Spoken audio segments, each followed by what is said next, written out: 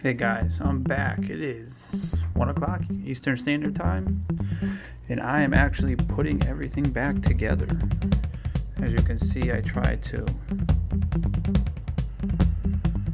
clean that nice little piece up. Let me see. You can see all my stuff here.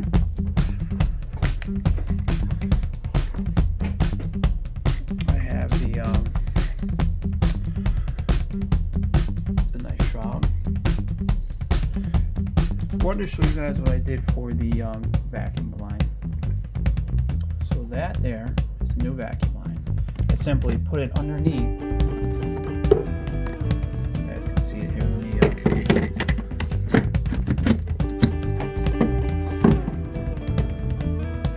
can see it comes here. I eliminated that metal piece there because there was a little metal piece.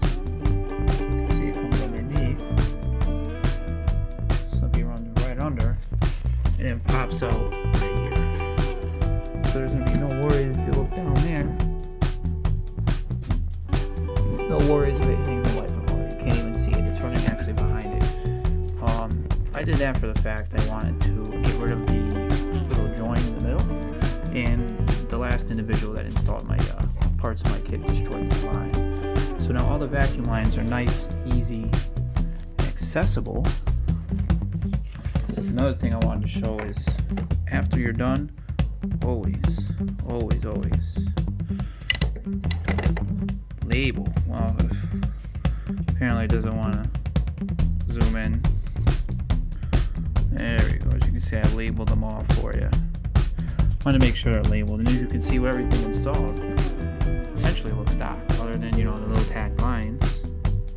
And then you have my boxes. You can see, remember, I put my boost controller box right here, like boom. When I want to add that solenoid, I just plug in. And they're going to be able, I could probably just come right around the top, go right here, in and out for the wastegate springs. And then, as you can see, I have pretty much ample area just to drop it right down. So there should be no problems about getting that done. Well, just so you can see, I don't know if you can see this, what was moving. That is actually the blow-off valve. Goes right here. As you can see, I already have that plumbed. Oh, alright.